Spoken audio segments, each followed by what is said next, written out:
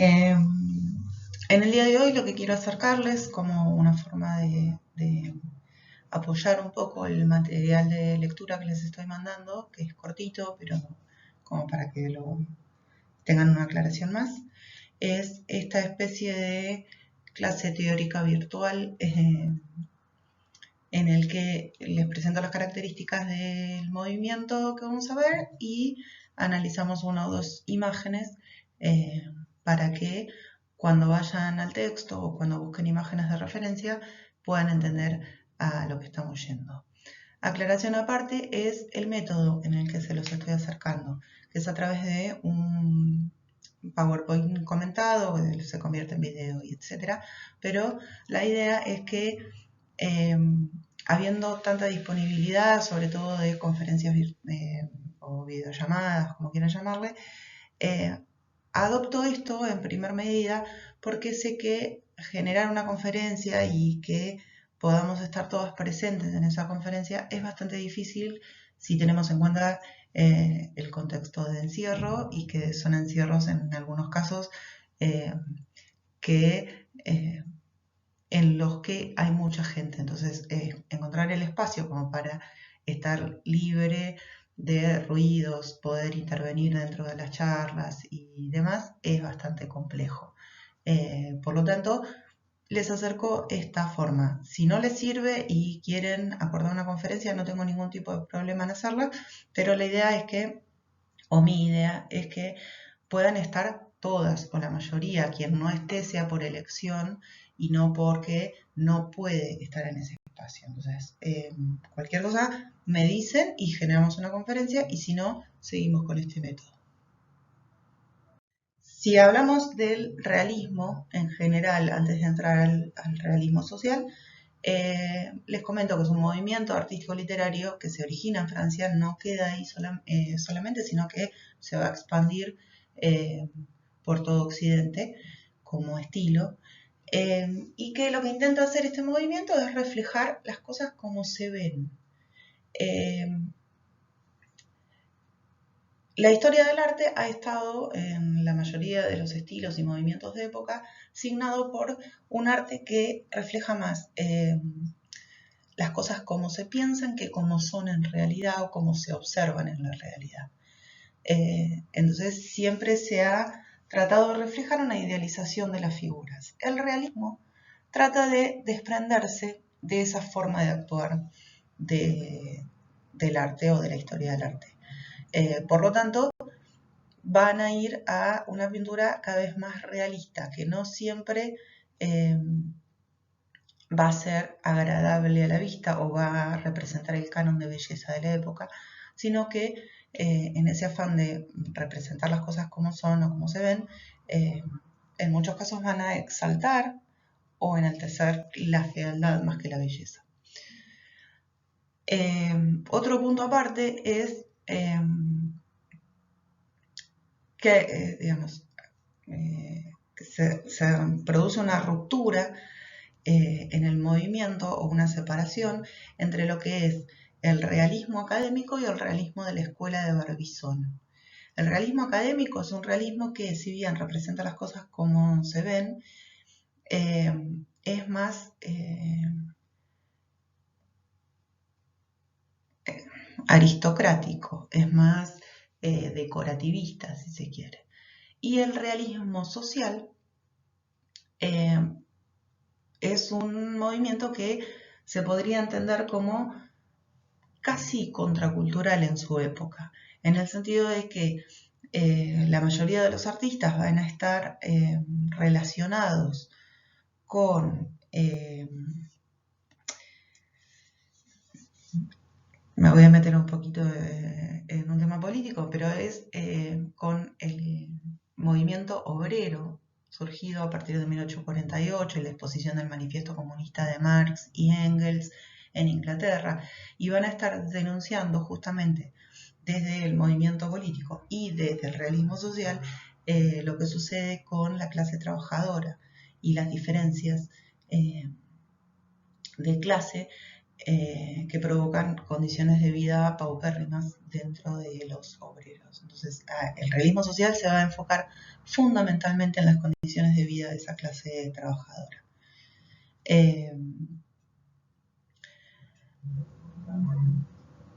Con respecto a las características generales que definen el movimiento de una forma manifiesta, serían esas: una valoración de la clase trabajadora.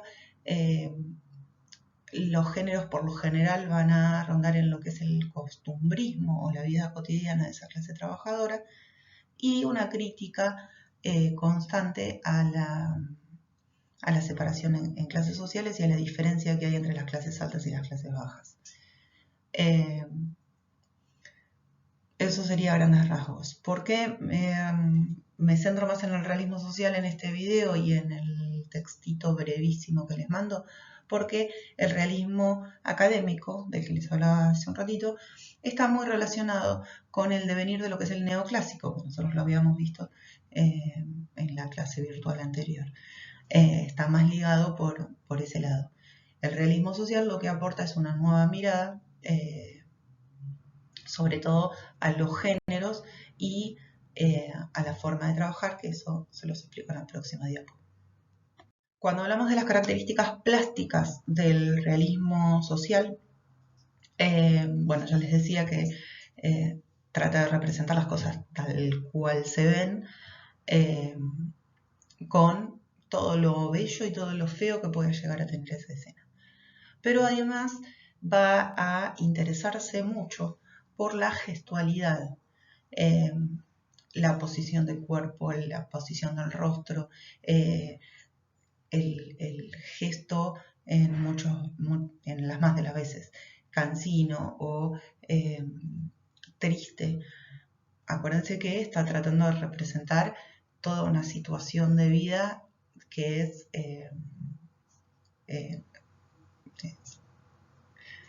prácticamente inhumana, podríamos decir. Entonces va a trabajar sobre todo con los gestos. Lo que también empieza a pasar con el realismo social, y eso un poco es heredado del romanticismo, sobre todo el romanticismo francés y del romanticismo español,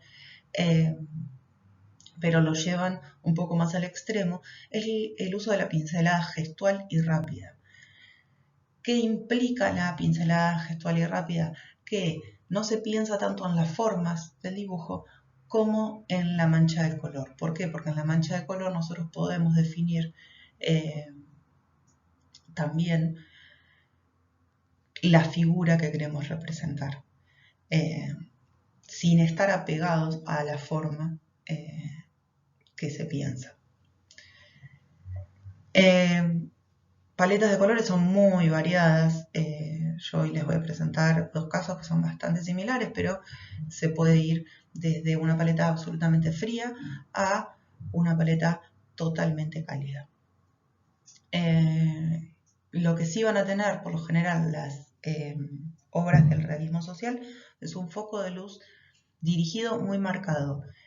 No siempre va a llegar al claro oscuro, pero sí va a estar muy marcado. Y los géneros yo se los había dicho en la diapo anterior.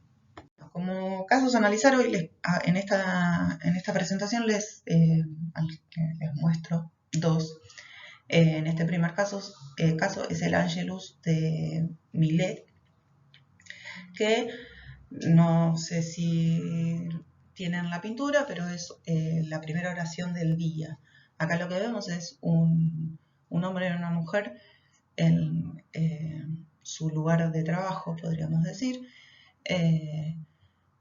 antes del amanecer o mientras está amaneciendo, cómo se detienen las actividades para rezar.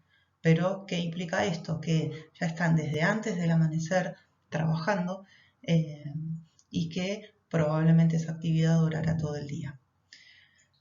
Plásticamente hablando, ¿qué es lo que nosotros podemos estar analizando? Justamente ahí les puse en 3 recortes distintos de la pintura cómo no hay una definición total de las formas. Nosotros ahí no vemos un rostro absolutamente detallado, ni las manos totalmente trabajadas, sino que a través de las formas nosotros podemos descubrir que hay un gesto, están los ojos cerrados, que hay una intención con la cabeza gacha de pensamiento, de introspección. Entonces, a través de esos elementos se dan a entender las representaciones o las significaciones de la representación.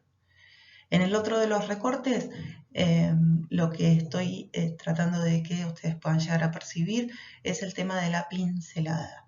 Fíjense que no vamos a tener figuras absolutamente recortadas, sino que a través de la pincelada se da a entender el pastizal que se está levantando, como esa especie de rastrillo no queda totalmente definido por su forma, sino que a través de pequeñas pinceladas de iluminación o de sombra podemos entender cuál es el objeto.